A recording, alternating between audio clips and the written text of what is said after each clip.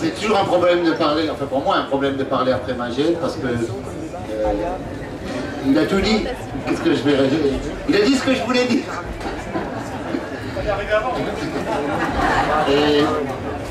Mais j'ai entendu juste en entrant, lorsqu'on a évoqué le mot BDS, quelqu'un a dit « Ah, on va parler argent ». C'est argent. Et c'est assez commun d'entendre ça.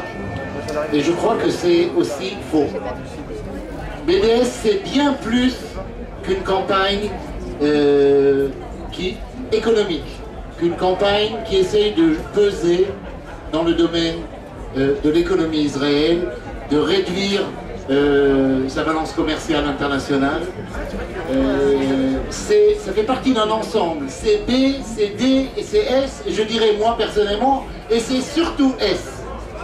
C'est une politique de sanctions, de pression, qui utilise le levier économique, qui utilise les leviers diplomatiques, qui utilise tout ce qui est à notre disposition, et où que nous soyons, pour obliger à Israël, obliger l'État d'Israël à jouer les règles du jeu du droit international envers les Palestiniens. Pour remettre à sa place Israël, à une place qui lui permettrait d'être un État parmi les États, c'est-à-dire qui respecte le droit international et les règles du jeu.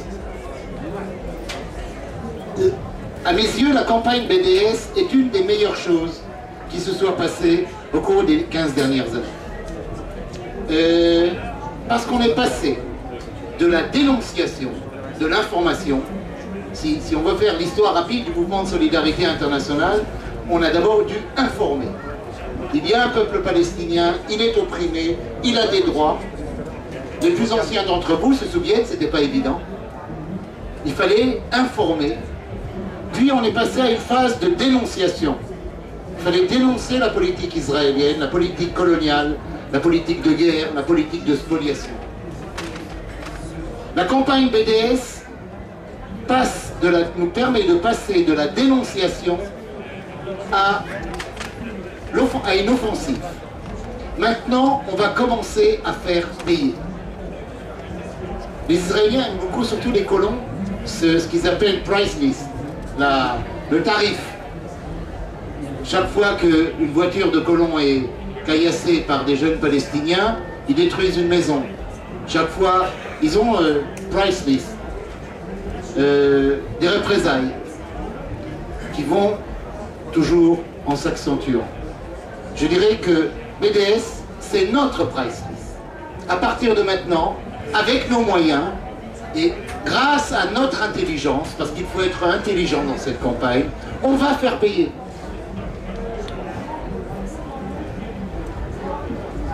Cette offensive, cette politique offensive, qui est celle d'une campagne internationale de boycott, de désinvestissement, de sanctions, elle a un caractère universel dans un double sens.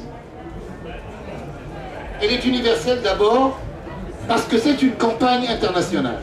Une campagne qui est venue de Palestine, un appel qui est venu, comme l'a dit Magel, de Palestine, et qui s'adresse au monde entier en disant « Prenez vos responsabilités, où que vous soyez. Où que vous soyez géographiquement, où que vous soyez au pouvoir, ou dans la société civile, dans les ONG, voire même dans le business. Vous avez tous des moyens de faire payer, de faire pression. Mais universelle aussi, peut-être surtout, parce qu'elle s'axe, c'est une campagne qui s'appuie sur le droit, par définition universelle. Par le droit, avec un grand D, par les droits reconnus du peuple palestinien, par une infinité de résolutions de l'ONU, par la Convention internationale, par la Convention universelle des droits de l'homme, par les conventions de Genève, toutes ces formulations du droit sur lesquelles s'appuie le peuple palestinien pour revendiquer la justesse de sa cause. Les effets, la campagne n'a que 5 ans, et je dirais que l'appel n'a que 5 ans, et la campagne effective n'a que 2 ans.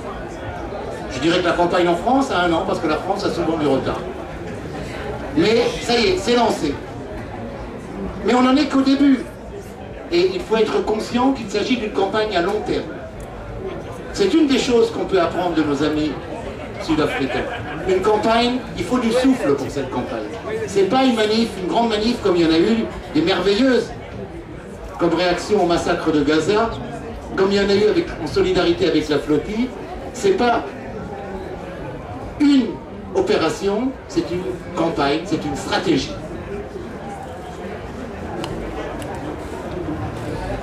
Et malgré le fait qu'on n'en est qu'au début, les effets en Israël même sont déjà extrêmement perceptibles. Je vous en donnerai la meilleure preuve dans 2 minutes quand je conclurai. Elles sont perceptibles d'abord à travers les médias. On en parle et on en parle souvent. Au Parlement. Elles sont perceptibles, y compris, mais c'est encore secondaire, dans ses effets matériels, économiques. Elles sont perspectives, et là c'est plus marginal, dans ses effets sur certains secteurs plus sensibles que le gros business. Notre campagne n'a pas encore eu d'impact sur le trafic des armes, des grandes ventes et achats d'armes israéliennes, malheureusement. On n'a pas, c'est pas nos voisins, c'est pas nos copains, c'est pas ceux sur qui on sait faire pression, ni vous, ni nous. Par contre, il y a déjà eu des effets économiques. Il y a surtout des effets dans le monde universitaire et culturel. Là, on le sent. Là, on le sent lorsqu'il y a un chanteur connu, une équipe de basketball qui dit « nous, on ne vient pas. Vous n'êtes pas fréquentable. On ne vient pas parce qu'on a entendu parler de cette campagne et qu'on se sent solidaire avec cette campagne. » Eh bien, croyez-moi, ça a un effet immédiat, et vous le savez chez vous comme chez nous, l'effet, l'audience d'un chanteur ou du monde culturel est relativement rapide et efficace.